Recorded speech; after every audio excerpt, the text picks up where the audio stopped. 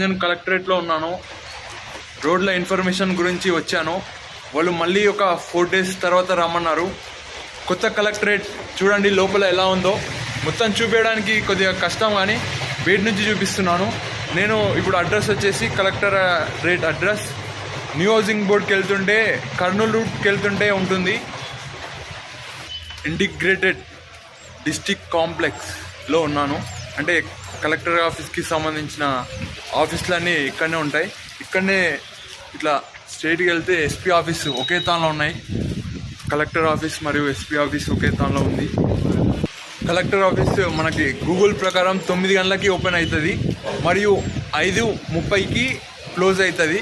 చూడండి వాళ్ళ టైమింగ్స్ ఎలా ఉన్నాయో.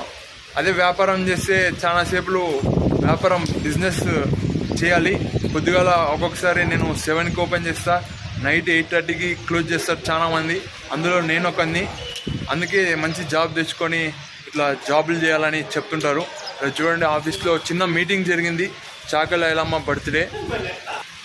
మన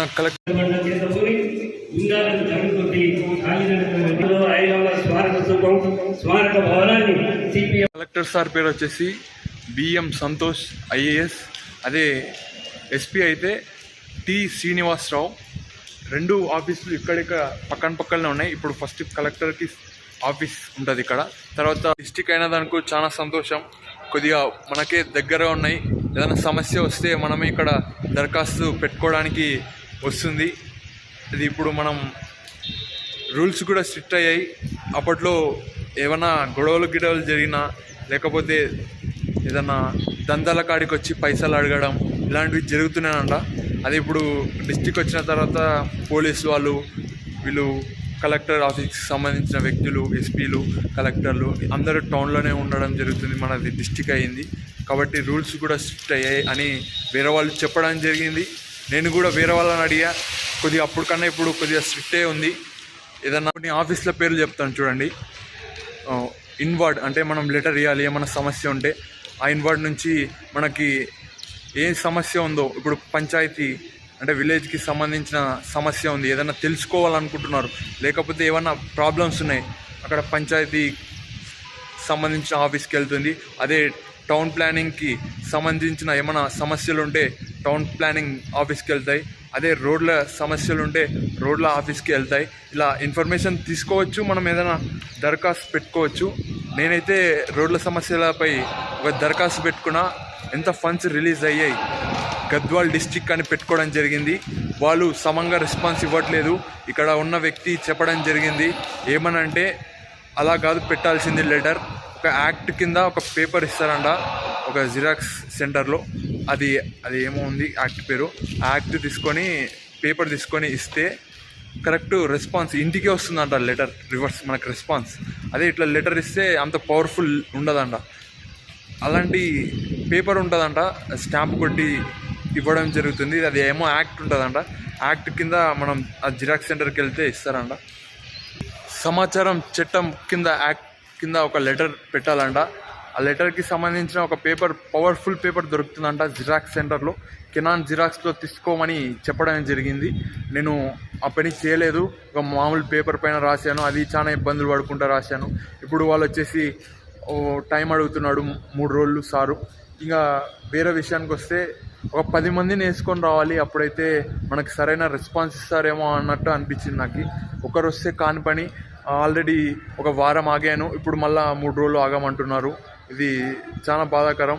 అదే ఒక 10 మంది కరెక్ట్ ఇన్ఫర్మేషన్ మీద వచ్చింటే ఇప్పుడు కల్లా పని అయిపోతుండే. కలెక్టర్ ఆఫీస్ చుట్టూ ఎట్లా ఉంది,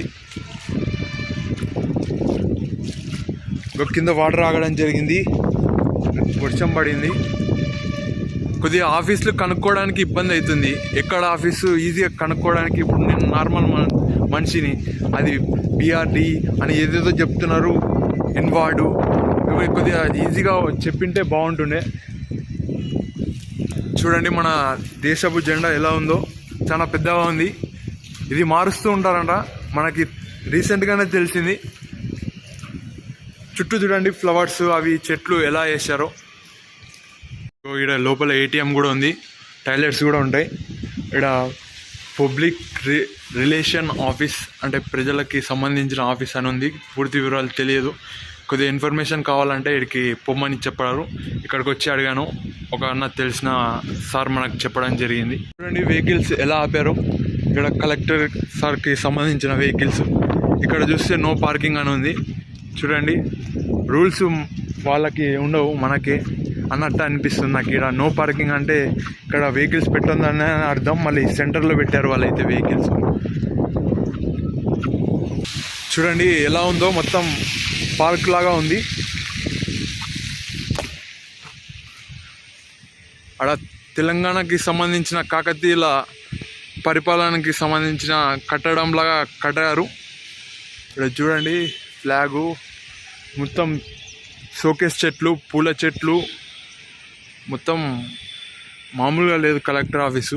అందుకే గవర్నమెంట్ జాబ్ తెచ్చుకోండి, మంచిగా జాబులు చేయండి అని చెప్తారు. ఇక్కడ చూడండి లాఠీ పడింది. ఇక్కడ పోలీసులు మనం తప్పు చేస్తే లాఠీతో కొడతారు. ఇంకా వాళ్ళ గురించి మాట్లాడితే ఎంత తక్కువ మాట్లాడితే అంత మంచిది. ఇక్కడ చూడండి ఇంటిగ్రేటెడ్ డిస్ట్రిక్ట్ కాంప్లెక్స్ అని ఉంది.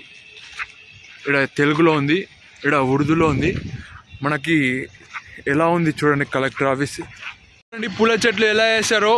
కలెక్టరేట్ ఆఫీస్ కాడ, ఎస్పీ ఆఫీస్ కాడ మొత్తం స్ట్రైట్గా వెళ్తే ఎస్పీ ఆఫీస్ వస్తుంది. ఇక్కడ collector office, integrated district officers complex, Jogulamba Gadwal. ఇక్కడ చూడండి చెట్లు ఎలా అలంకరించారో.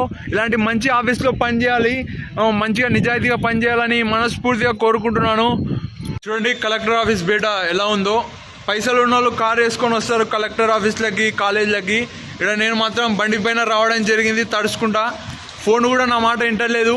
ఇక్కడ చూస్తే సెక్యూరిటీ అంటే ఇక్కడ రూమ్ బయట పనిచేసే అతని వాచ్మెన్ రాలేదు. బయట నుంచి చూపిస్తా. ఇక్కడ మనం స్ట్రేట్గా వెళ్తే ఎర్రవల్లి, కర్నూలు వస్తుంది. ఇది చూడండి ఎలా ఉందో. Integrated district office complex Gadwal అని ఉంది. ఇక్కడ పార్కింగ్ ఎలా ఉందో చూడండి. వాళ్ళ వసతులు వాళ్ళ ఎంత చక్కగా ఉన్నాయి. ఆఫీసులు కానీ, వాళ్ళకి రెస్పెక్ట్ కానీ, సొసైటీలో కానీ, ఇక్కడ ఆఫీస్లో కానీ చైర్లు వేసుకొని కూర్చున్నారు మంచిగా. ఇలా మనం కూడా మంచిగా చదువుకొని జాబ్ చేయాలని చెప్తుంటారు పెద్దలు.